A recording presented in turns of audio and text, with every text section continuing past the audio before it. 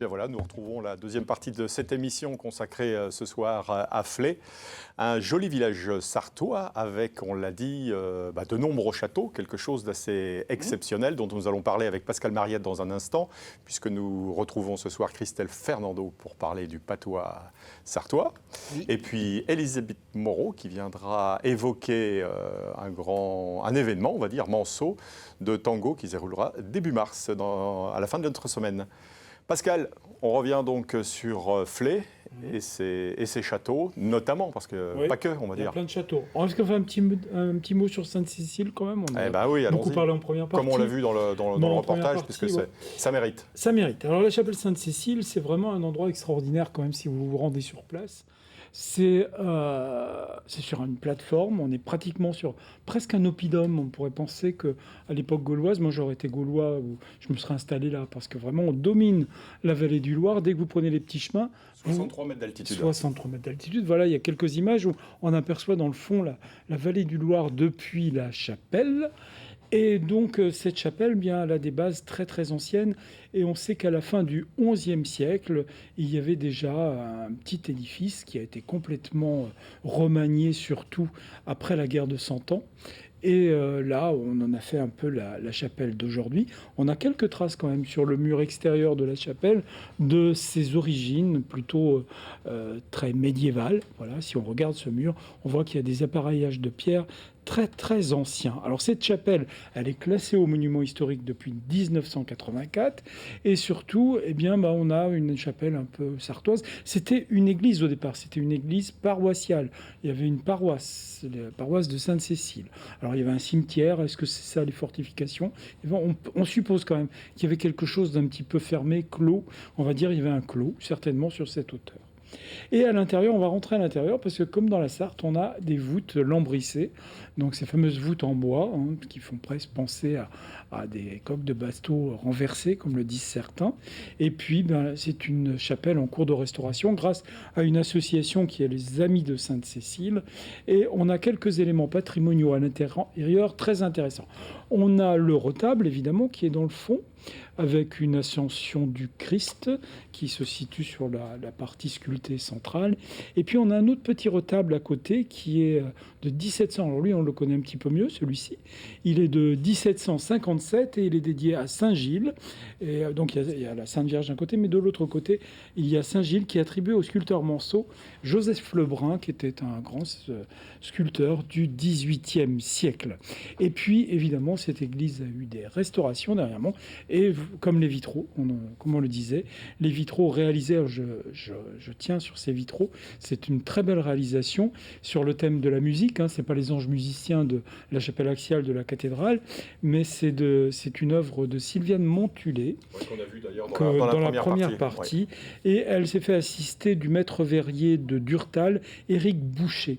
Vraiment, allez voir ces vitraux, c'est vraiment un conseil. On réinsiste en deuxième partie sur ce très très beau travail. Et puis, allez découvrir la chapelle parce que les amis donc de Sainte-Cécile organisent très souvent des concerts et des animations autour de la chapelle. Et aller assister à ces concerts de musique classique, c'est vraiment très très chouette. C'est un endroit où justement il y a une très belle acoustique. Oui. Nous a dit Sylviane Montulé. Oui. La voûte en bois doit permettre de garder le son, d'avoir un son un petit peu feutré. Petite dernière photo pour voir la chapelle vue du ciel. Et puis, Flers, alors évidemment, on pourrait parler de l'église, il y avait même un petit prieuré à côté de l'église, mais j'ai préféré m'attarder sur les châteaux. Il y a une série de châteaux le long du Dinan, qui est la petite rivière qui va se jeter dans le Loir, et on va commencer par un premier château, qui est le château de la Motte, et que l'on appelle de la Motte Tibergeau, dû au nom des anciens propriétaires. Et donc, c'est sur une ancienne motte féodale que ce château, superbe. Il a eu un incendie dernièrement. J'espère que ça n'a pas fait trop de dégâts. Et donc, sur cette motte a été édifié donc ce château qui a été surtout construit entre le XVIIe et XIXe siècle. Il y a un très beau potager.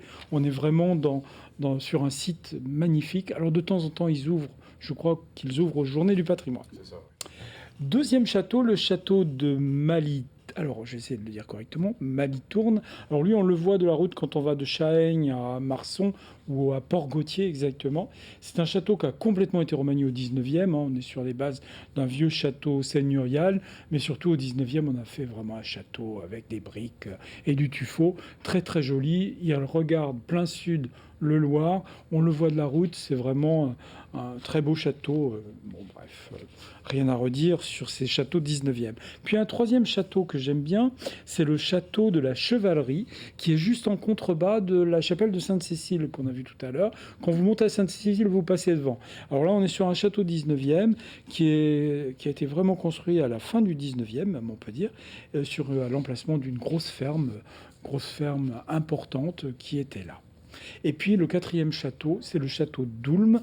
On va finir par celui-ci parce que celui-ci a eu un propriétaire très très connu sous le Second Empire.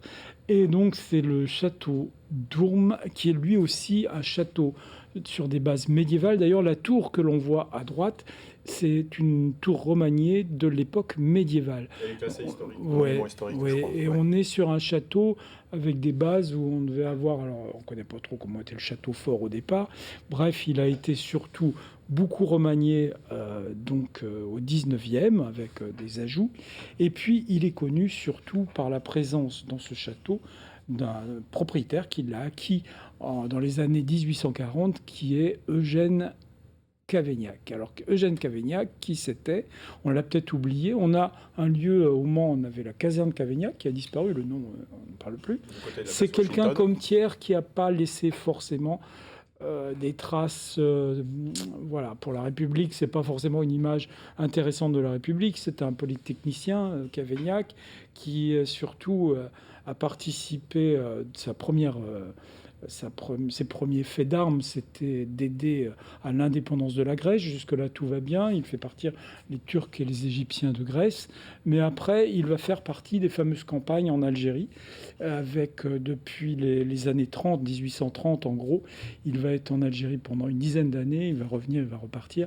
Il est connu pour une bataille de Tlemcen en particulier. À Tlemcen, il va pendant plus de 150 jours garder la ville aux mains des Français. C'est la période de la colonisation et c'est le grand Abdelkader qui va combattre contre lui. Et il va s'en sortir pas trop mal. Et puis après, il y aura d'autres lieux à Cherchell. Et puis, enfin bref, c'est la colonisation de l'Algérie avec Bugeaud. Bugeaud d'ailleurs qui va le décorer. Et il va commencer à prendre du grade jusqu'à maréchal. Enfin bref, il va gagner tous ses galons comme ça. Et puis surtout, il va revenir en France à un moment, dans les années 1840, et là, il va commencer à faire de la politique. Et là, ça va devenir un petit peu plus délicat parce qu'il se dit républicain modéré, mais vous allez voir qu'il n'est pas si modéré que ça, parce que c'est quelqu'un quand même à un moment où quand il y a eu des conflits, surtout les combats d'insurrection en 1848. Ces combats vont faire 1600 tués du côté du gouvernement, mais aussi au niveau de la population, surtout des insurgés, enfin de 3000 à 5000 morts, et il va avoir une très mauvaise réputation auprès des ouvriers et des travailleurs, comme on dit, et il va surtout se faire des amis du côté bourgeois, mais on lui donne le surnom à l'époque de prince du sang, donc c'est pas rien, c'est pas bien gai, c'est un peu comme Thiers, c'est pas terrible. Et puis surtout à la fin 48, il est président, et il vient plusieurs fois par intérim, mais à des petites phases, ministre des armées. Alors lui, il est pour l'état de siège, il est pour la suspension des journaux hostiles à ses idées, donc ça vous rappelle peut-être quelqu'un. Et puis il déporte les insurgés, enfin bref, ça vous rappelle peut-être un petit Poutine, mais bon bref. Il va surtout se présenter à la Deuxième République, premières élections, quand la République change, on passe en Deuxième République. Il va se présenter contre Napoléon III. Donc sur la liste, ils seront 5, c'était assez amusant de retrouver ça. Napoléon III, Cavaignac, Ledru-Rollin, Raspail et Lamartine. Et il va arriver quand même en deuxième position. Napoléon a plus de 5 millions de voix, lui il en a 1,4 million. Et Ledru-Rollin, 370 000, vous voyez, c'est pas grand-chose. Raspail, qu'on a un petit peu oublié, 37 000. Et Lamartine, poète peut-être de son état et écrivain, il n'en a que 18 000. Et donc, il va finir sa vie tranquillement, pouvoir. Hein. Il va être député en 1852, réélu en 1857, et puis cette même année, il va mourir subitement dans son château de Lourdes, à Flers. Et donc, c'est vraiment un personnage qui aura survécu à l'histoire, comme on dit, puisque après, il y avait encore des casernes qui portaient son nom. Hein. Bon, on a vu aussi pour Bugeaud, etc., et d'autres. Et donc, au Mans, on oublie qu'il y avait la caserne Cavaignac qui était à la Mission, place de la Mission. Aujourd'hui, c'est le lycée qu'on dit Touchard ou Washington. Et donc, on voit une photo, on voit la caserne à côté de Coiffort. Les bâtiments qui étaient devant Coiffort ont disparu puisque la place s'est agrandie. Et au fond, on voit les anciens bâtiments de la caserne où aujourd'hui, il y a le lycée Touchard. Donc, on voit comme à Pexan, il y avait ce petit campanile avec cette belle façade militaire. Voilà. Super. Merci Pascal pour cette... Qui était Cavaignac, mais il a vécu dans la Sarthe et il est oui. mort. Une petite histoire dans la grande histoire. Merci de nous avoir fait partager ce cours d'histoire, justement. C'est toujours intéressant de vous écouter. J'ai sur la tête, j'ai pas réussi à le... Mais ça, c'est la météo de ce début mars. Je pense que ma mère va me dire c'est pas bien. Mais alors appréciez votre cours d'histoire sur Cavaignac et le village de Flers. La culture, on l'a dit, c'est aussi le patois, en Sarthe. Christelle, ce soir, de qu'est-ce qu'on va parler? De qu'est-ce qu'on va causer? Ce soir, on va causer de traditions d'us et coutumes sartoises. Certaines perdurent encore et d'autres ont bien disparu. Je vous propose une première coutume qui s'appelait assiéger une maison ou fêter le pirmoué. Qu'est-ce que ça peut être, ce truc-là? Fêter le pirmoué, aucune idée. Fêter quelque chose, quoi, mais le pirmoué, non. Pirmoué. P-I-R-M-U-E. Eh bien, fêter le pirmoué, c'était quoi? Eh bien, c'est quand un couple s'installait dans leur nouvelle maison. On venait à Carnaval, on leur disait rien avant, bien sûr, et à Carnaval, le soir du Carnaval, même la nuit, on venait et on tirait des coups de feu et on faisait la fête devant cette nouvelle maison pour souhaiter la bienvenue, célébrer l'emménagement de ce couple-là. Et puis, le pirmoué, c'était quoi? En fait, c'était une couronne de fleurs, une très jolie couronne de fleurs qu'on décorait avec un ruban tricolore et qu'on accrochait à la maison. Et cette couronne, voilà, exactement. Et cette couronne, en fait, devait rester pour porter bonheur, du coup, au nouveau couple, une année. Ah, ok. Accrochée. Voilà. Donc, on appelait ça fêter le pirmoué. On apprend des choses en plus belle de Sarthe. Dans le sud-ouest. Oui, certaines régions le font encore. En Sarthe, beaucoup moins ou quasiment plus. Ça a tendance à disparaître, effectivement. Il y avait aussi une autre coutume qui, elle, perdure encore un petit peu, même si c'est un petit peu une autre forme. C'était porter la routie. Ça cause bien. Hein. Ça me cause. Alors, Madame Moreau, quand j'étais petite, j'ai porté la routie à des oncles et tantes. Voilà. Dès qu'excès, alors. C'est un peu bizarre, parce qu'en fait, il s'agit de porter une espèce de soupe dans un pot de chambre en porcelaine. C'est ça. C'est un peu scato, parce qu'il y a quand même des... Pour les mariés. C'était pour les mariés. Donc... Mais auparavant, ça avait un autre sens qu'aujourd'hui, puisque auparavant, il y avait le mariage, le banquet, c'était la fête. Et puis, les mariés venaient à disparaître dans un endroit tenu complètement secret. Mais vraiment, les invités ne savaient vraiment pas où ils allaient dormir. Et du coup, les invités restaient encore pendant 1 heure ou 2. Vous imaginez que la fête avançant, l'orientation était de moins en moins précise. Il n'y avait pas de GPS à l'époque. De sorte que le but des invités, c'était d'essayer de retrouver où pouvaient se cacher les mariés. Et que ça n'allait pas toujours drait, voyez-vous. Et que quelquefois, il y en a qui tombaient dans le champ avant d'arriver. Voilà. Finalement, ils arrivaient à les trouver et ils leur préparaient du coup une routie. Une routie, c'était effectivement quelque chose qui n'était pas très joli à voir, même si c'était très bon, puisque une soupe, en fait, c'était du chocolat que l'on mélangeait parfois avec du vin blanc, a priori. On mettait 2 ou 3 morceaux de papier pour imiter, je m'arrêterai là, quand même. Ouais. Et du coup, les mariés devaient effectivement manger cette préparation. Et souvent, au fond du pot de chambre, il y avait un œil. D'accord, Voilà. c'était plus douteux que goûteux, hein, Ouais, on va dire. c'est ça, c'était plus douteux. Mais là aussi, c'était un porte-bonheur pour Ouais, les mariés. ouais. Voilà, on leur souhaitait prospérité dans tous les sens du terme. Voilà. D'accord. Et ça se fait encore du coup différemment parce que maintenant, c'est quand même très rare de ne pas savoir où vont dormir les mariés. Uniquement chez Fernand Lejar, quoi. Bon, c'est ça, Dans son village de exactement, Neuchâtel. tout à fait, Fernand. Coucou Fernand. Ils ne dorment plus le soir de leur mariage. Non, du tout, ils dorment même plus. Ils vont même se coucher, même parfois après les invités, donc D'accord. ça a moins de charme. Le travail avait été fait avant. Oui, c'est ça.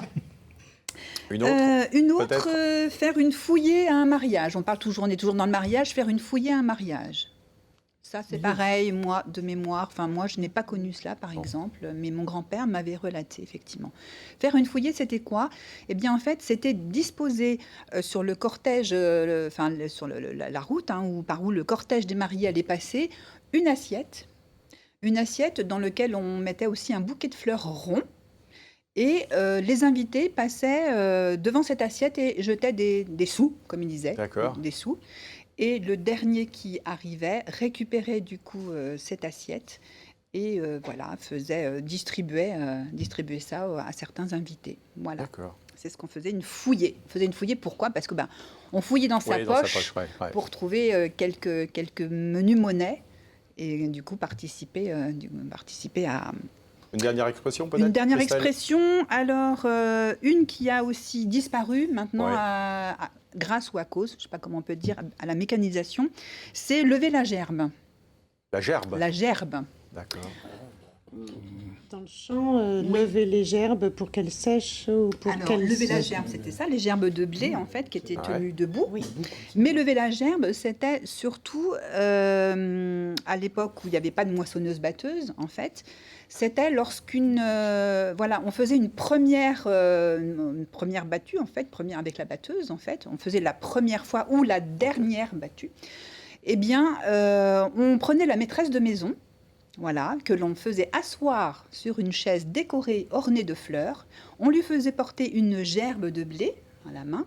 Et il y avait 4 solides fermiers qui portaient du coup la fermière jusqu'en haut du coup de l'engin, de la machine. Et elle mettait du coup la gerbe dans l'appareil qui passait. Voilà, c'était ça. Et si c'était du coup une fois qu'il faisait ça, eh bien, il y a un homme, un fermier, qui balayait devant. Devant, c'était pour la première. Et derrière, il balayait derrière pour lui souhaiter une bonne retraite. Bon, prenez-en de la graine, les jeunes. Oui, prenez-en de la graine. Merci, Christelle. Merci pour toutes ces explications et ces découvertes. Et oui. La transition est presque toute trouvée, parce que votre voisine, visiblement, est sartoise, puisqu'elle a quand même décodé quelques phrases. Mayonnaise. Moi, je suis née dans la Sarthe, mais mes parents sont mayennais. Donc la rôtie, je l'ai. Mais c'était vraiment quand j'étais petite et je trouvais ça un peu impressionnant. Oui, parce que c'était la nuit, on attendait des heures que les mariés arrivent. C'était compliqué, c'était étonnant. Bon, alors, Elisabeth Moreau, de la Sarthe à l'Argentine, il n'y a qu'un pas tango que le club des Barjots, c'est ça, l'association des Barjots. Les Barjots du tango. Les Barjots du Une tango. des plus anciennes associations de tango de France, née en 96. D'accord. Donc, là, c'est en partenariat avec Superformat. D'accord. Et donc là, c'est, on l'a dit, 8, 9, 10 mars, aux Saunières. Alors, non, samedi 9 mars aux Saunières, c'est la grande soirée, celle où vont venir des tangueros de 250 km à la ronde au moins, ou 300, des Parisiens, des Brestois, des Nantais, voilà. Et la vocation, c'est vraiment la fête du tango pour tous les passionnés. Voilà. Alors, il y aura Sartois, d'abord. Non, il y a autant d'étrangers à la Sarthe que de Sartois. Ça dépasse les frontières. Donc, les tangueros vont danser. Oui. Les maestros, parce qu'on invite des maestros qui vont nous faire des stages le samedi et le dimanche. Rémi Esther et Cécile Roanne, qui sont magnifiques à regarder. Donc, eux, ils vont nous faire une magnifique démonstration. Il y a un orchestre qui s'appelle le Sonder Tango. Alors, ce sont des Argentins qui vivent plutôt en Italie, que l'on voit, cet orchestre-là, on l'a vu à Tarbes en tango. Alors Tarbes en tango, c'est le plus grand festival européen de tango. Et s'ils passent à Tarbes en tango et qu'ils passent au Mans, c'est que vraiment on a de la chance de les avoir. Donc il y a l'orchestre, il y a les tangueros, il y a les maestros. Et puis, il y a le public. qui, même s'il ne danse pas, peut s'asseoir dans les gradins confortablement et se faire plaisir et se régaler de voir tout ça. Et le 9 mars, vous conseillez cette soirée au non-tanguero, justement. Au non-tanguero, oui. Peut-être plus des gens qui sont moins... Pas le 8 et le 10. Oui, c'est plus le 8 pour et les... le 10, c'est vraiment les tangueros. On va être Salpierre Perret entre nous, on va faire des stages, on va faire une milonga, on va se régaler, on va à danser. Bon. Mais le 9 mars, d'ailleurs, il y a souvent beaucoup de non-tangueros qui viennent parce que comme le tango argentin, c'est une danse émotionnelle et d'improvisation, quand on regarde les gens danser, on ne s'ennuie pas, parce qu'il n'y en a pas deux qui dansent pareil. Chaque couple va interpréter la musique à sa manière. Certains vont plus entendre le bandoneon, d'autres vont écouter plus le piano, d'autres vont plus sur le rythme. Donc chacun va interpréter. Et comme c'est une danse d'improvisation, le guideur emmène sa partenaire. C'est souvent un guideur, souvent une guidée, mais même ça, c'est en train un petit peu de changer. Donc le guideur emmène sa partenaire, mais la partenaire ne sait pas s'il va l'emmener vite, doucement, à gauche, à droite, sur le côté, s'il va tourner, s'il va recommencer. C'est oui, mais c'est non, ça repart, ça redémarre. Ça.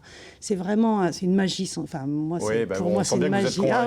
Vous êtes une aficionado. C'est un vrai bonheur pendant 3 minutes. Est-ce que vous avez le sentiment, justement, parce qu'il y a eu le distanciel lié, inhérent, on va dire, à la période du Covid, que les gens aujourd'hui, on le dit, ont plus besoin de se rapprocher. Et est-ce que dans cet esprit-là, justement, le tango est plus fédérateur, peut-être? Alors, on a beaucoup plus dans notre club de tango, où on a des cours toutes les semaines, on a beaucoup plus de jeunes cette année que les années passées. Et c'est ouvert, quelle que soit les tranches d'âge? On peut commencer le tango Alors, nos plus jeunes ont moins de 25 ans. Et les plus vieux dépassent peut-être 80, je ne sais plus. Et donc, les cours de tango qui sont dispensés, c'est où? C'est au Saunière aussi? Ah non, c'est à la salle Pierre Guédou tous les jeudis. Mais il suffit de taper les barjots du tango sur Internet et vous avez toutes les... Et on vous accueille avec plaisir parce que c'est tellement un tel bonheur qu'on a envie de partager ce plaisir-là, ce bonheur-là. C'est une danse très exigeante, on est obligé de faire confiance à l'autre et que l'autre vous mette en sécurité. Et cette relation-là, moi je trouve que c'est magique, quoi. C'est pas toujours ça dans la vie. Et là, on est obligé de donner le meilleur de soi-même, d'être à l'écoute. On ne peut pas regarder ailleurs quand on danse, on ne peut pas parler, on est vraiment... dans la sensation, dans le ressenti, dans l'échange. Il faut y aller, parce que c'est vrai qu'en France, on connaît bien les danses latines, mais sans doute un peu moins le tango, même si le tango, il n'y a pas mieux. Enfin, bon. Voilà. Merci d'avoir fait la promotion de cet événement. Voilà. On le rappelle, donc du 8, 9, 10 mars au Saunière. Essentiellement le samedi 9 mars au Saunière, avec super format. Et donc les gens qui souhaitent réserver, puisque là on est début mars, peuvent le faire sur le site sur super format. Super format, d'accord. C'est un tout petit peu moins cher si on réserve avant, donc c'est plus sûr. Mais c'est vraiment une très très belle soirée, y compris quand on n'est pas tanguero. Bon, merci Madame Moreau. Merci beaucoup. Merci à tous, tous les trois, d'avoir participé à cette émission placée sous le signe de Flé. Quant à nous, on se retrouve dans quelques instants avec Lomano Tagazi, un skipper sartois qui prépare de belles échéances pour 2024. À tout de suite.